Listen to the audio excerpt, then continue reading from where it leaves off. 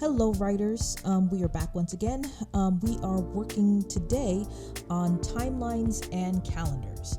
Now, the thing is, the reason why these two correlate with each other is if you decided to create a calendar in your story and you actually have like holidays and season changes and all that stuff, whatever you created in the timeline, if it has a calendar, it will actually pop up in the calendar that you created. But that will be a little later on in the video. So let's say, for example, in my story, we actually have a calendar. So we're going to go ahead and work on calendars. Let's go ahead and create a new one. So this is what happens when you click on the plus button. You have a new calendar here. And for now, we'll just call it new calendar. And if you have, like pictures, you can add pictures on here for little detail.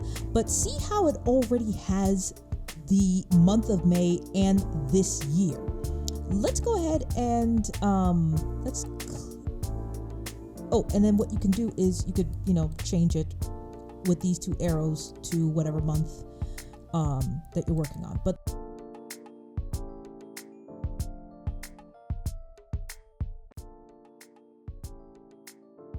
it just takes you pretty much to the a smaller calendar, and you can confirm and change the date however you want it. Anyway, so you have the option of creating your own calendar or using the Gregorian calendar. So this is what happens if you click on creating your own calendar. It starts with before Common Era, which is BCE, or Common Era. If you want to change eras, you just click on era, and you can go with the era that we are dealing with right now, where we have just BC and then, AD, if you want to go that route. And then you just put in the year, how many years, and so on and so forth. So this is pretty much you could call it attributes if you want, because here you can customize the name of the months if you choose to, and here, as you could say, the type of weeks that you want, because this is of course based off of the Gregorian calendar week. But if you want to create a new week, give it different names and all that stuff, choose which one is your weekend, however you want to, you can go ahead and do that. So same thing with moons. If you want to create, like in my story, Knights of Iran, when they are in Zonia has 2 moons. So that means I have to calculate what the second moon's phase is going to be. So I would be creating a new moon. And see how they even have colors. So so that way you know which one is which. So let's say, for example, let's go with let's be simple. Let's go with red. So so that way you can know which moons that you're referring to. So we can give this new moon a name. Let's call it Esther. Like I said, I'm just spouting stuff, and then we can calculate how many cycles. The average, our moon goes around pretty much a month. So let's say this month, or let's say this moon is a little longer than that, so let's go for 2 months. So we're gonna go with 59.5, and from there pretty much how many days. Let's go with, since we're duplicating, let's go with 24. Like I said, I'm just, spouting stuff when it comes to all this. And of course, you can reverse it if you want to.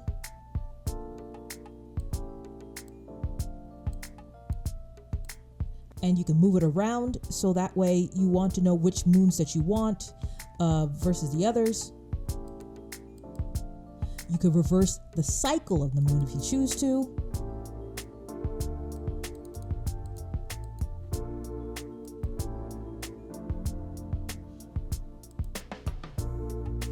Oh, and let's delete this. There we go. The reason why it wasn't going to let me save was because I created a new era and I had to complete that. But for now, we're going to go ahead and keep the common era and the before common era. So, the year starts in 799 before common era, and then the new common era starts in the year 3000. So, and then we've chosen our moons. And then seasons. So instead of the seasons that we know well, you can create your own season if you choose to, give it different names and base it off how many weeks and stuff it takes for that cycle of the seasons to go. But let's go ahead and save. All right, so see how it has my new moon, my red moon Esther, and my regular moon. So it has already calculated the two moons. And let's say that you want to add holidays. We're going to go to add event. Let's say for Thanksgiving. Let's just say that in this world they have a Thanksgiving holiday.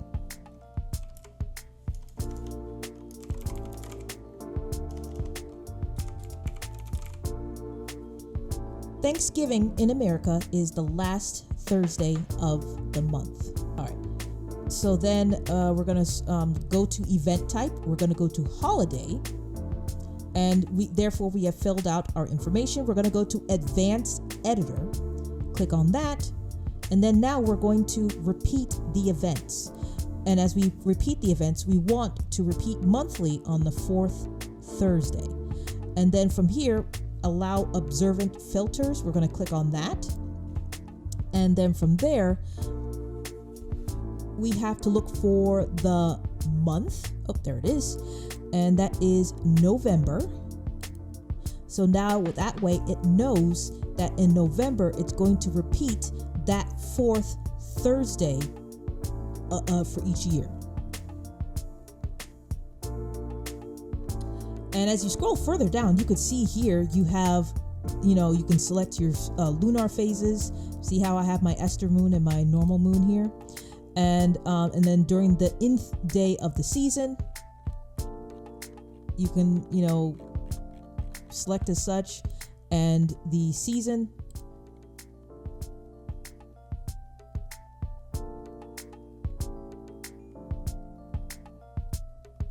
All right, let's go ahead and confirm these changes. All right, so now it has bumped us up to November 2025. Here is our Thanksgiving holiday. So in 2026, if I change it over there, we should see it has already calculated the next time it is going to be Thanksgiving. So let's go ahead and fix that.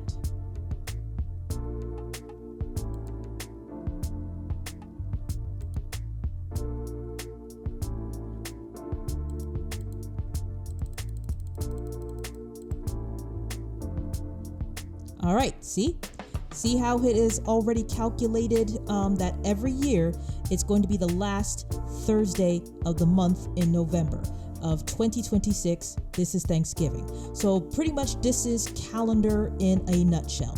And you can, if you want, if you don't want to look at it in months, you can change it to years by clicking on this little tab right here, click on years, and there you have it. If you want to look at it through the years, go back to months. If you want to look at it in months, but this is pretty much calendar where you create your own calendar for your story, or to remember whatever events and holidays that occur in your story. And if you have a free account, you're only allowed one calendar.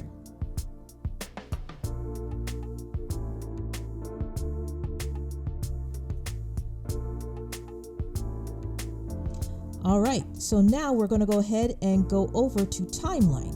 So we're going to go ahead and press the plus button, and we are going to create our timeline. Now, technically, this is not what it looks like. What it is if you create an event and you click on that event, this is what it will look like, because you'll be creating panels based on the event that occurs. in the timeline of your story. So I'm going to go over here and click on the X button, and it's going to show me this is the event. So this is pretty much what your timeline interface looks like. So again, if you want to, let's say for this story, Zen discovers that he is a werewolf. So let's create that event.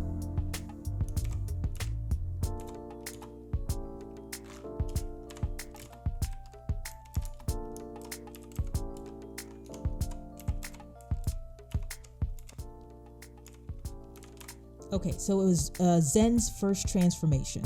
So I'm going to go ahead and click on here.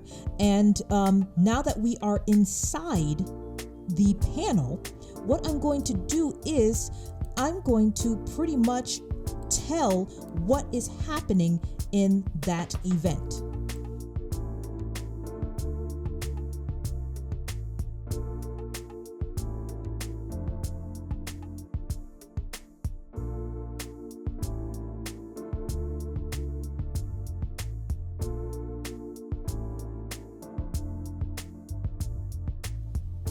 All right, and of course, if I want, I can add, pictures.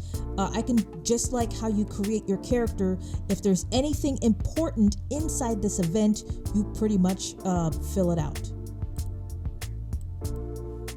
Under description, let's go with second arc event.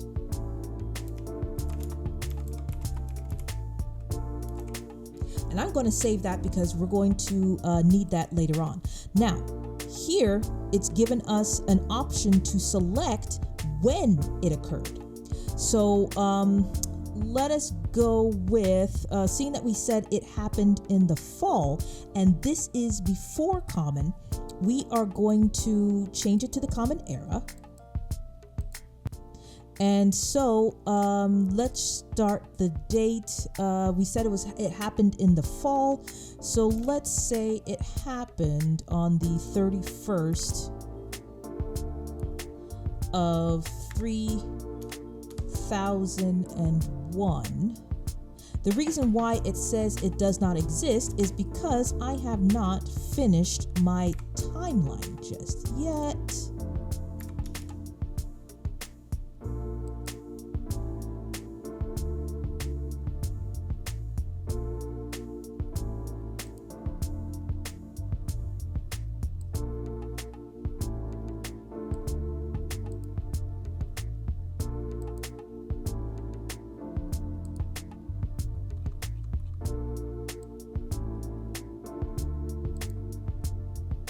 Okay, so maybe not 3001. I just went with October 3000 of Common Era, and we're going to go with the 31st. We're going to go ahead and confirm that. So now I have created the date to which he transforms.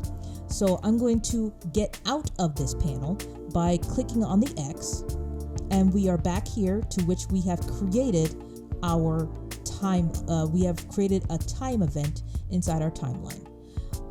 Now, the thing is, when it comes to this, you can create timelines and certain events that happen in your story. However, the awesome thing about timeline is that you can actually use this for outlining your story. So what's nice about this is that Campfire took the time and effort to create templates to help people along with their story.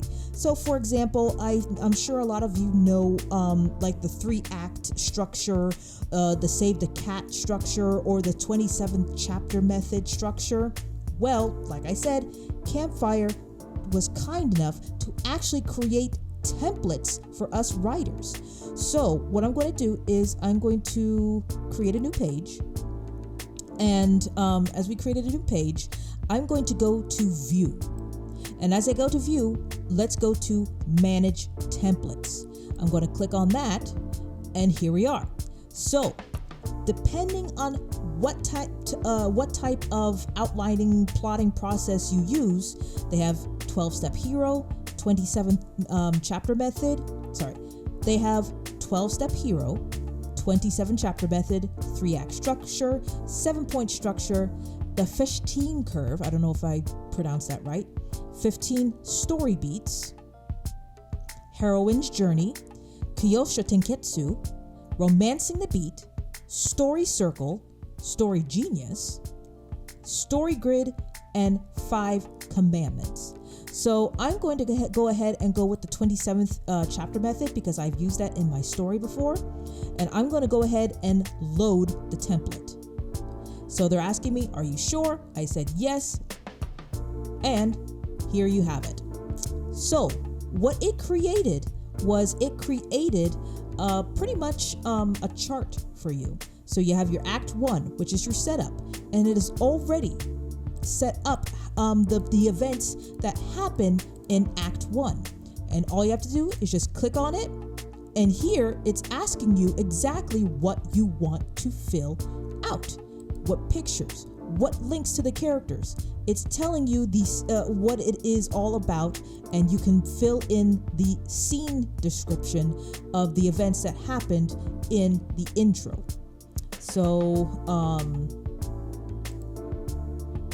and what you can do is once you fill this out and you're ready to go to Act 2, you just click on this arrow here, shrink it, and here you have it. You have Act 2. So pretty much this is what it looks like. And let's say that you don't want the colors like this. You can actually change the colors if you like.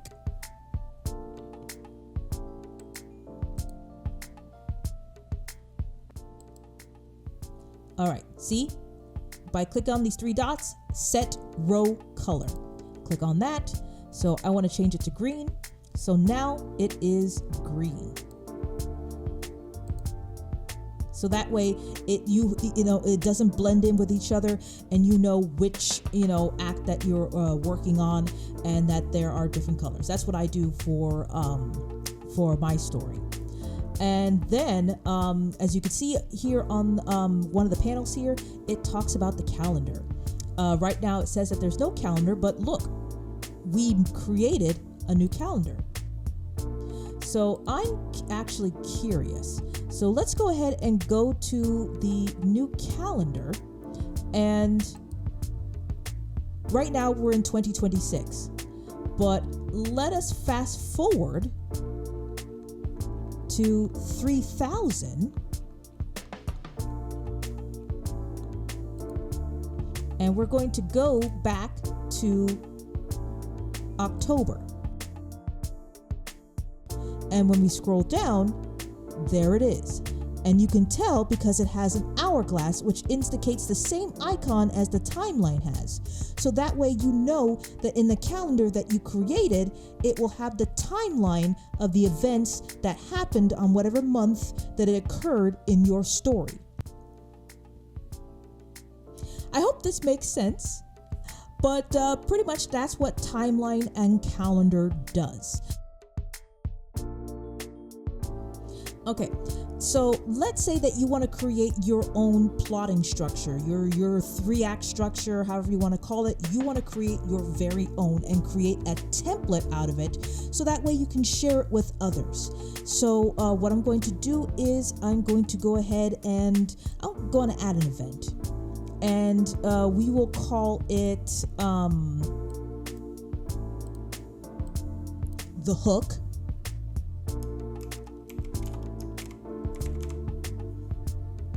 Okay, we are going to go to Canvas, and we are going to add a row. So by clicking on that, see, this is where you create that row that we saw that created in the 27th chapter method, how you can actually divide it. So remember, 3 dots, you go to the 3 dots and you can change the color.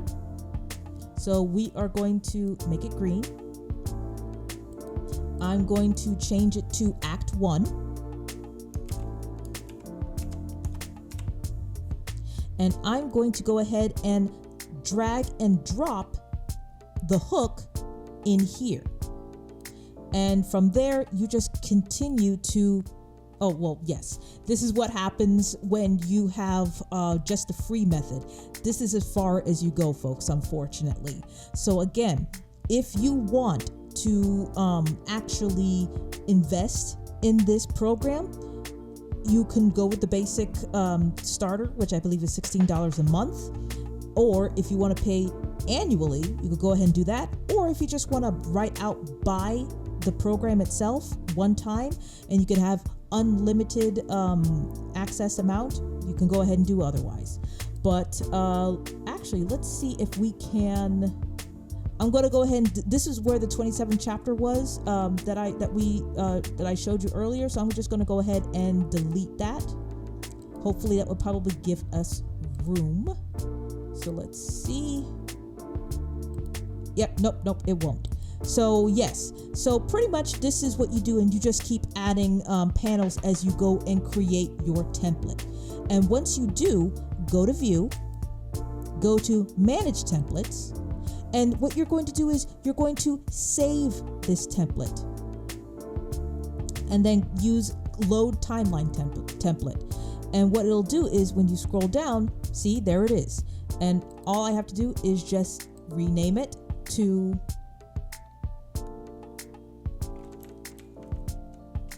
My Template.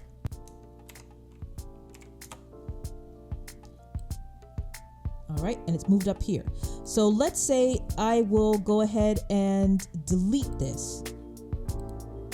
And we are left with the template, with the timeline that we created here.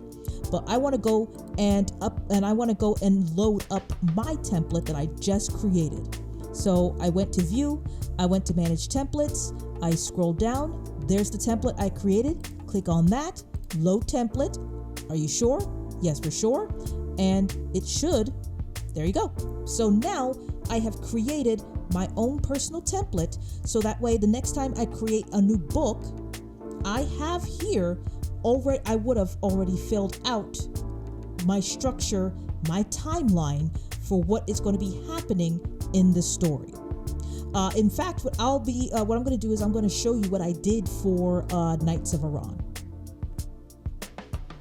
All right, so here, I'm not going to open them up because pretty much I have content in here that is not ready for viewers' eyes. But I'm just giving you a rundown. Actually, you know what? I can probably show you book one. For example, all right. So as you can see here, what I have done was, this is not a template per se, but these were pretty much my plot points in the story that I was working on. Again, this is just a draft. It's not set in stone, but what I did was I was just creating cards of the events that were supposed to occur in the story. Now, these other two, of course, this is all before the story begins, which I'll probably create a story based on that. But here, again, if I want to create a template using the 27 chapter or save the cat method, I can create it in here and actually go into more detail what is going to be happening in the story, card by card. I don't know if that's what Scrivener does. I don't know if that's what any of the other writing apps out there do. But again, I love Campfire because this, helps me to collect my thoughts and ideas all in one setting. I hope this was a very helpful tutorial.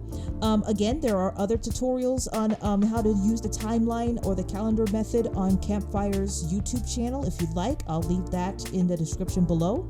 But guys, now after this video, we are down to 2 more, which is the arc and actually uploading your manuscript or writing your manuscript through Campfire.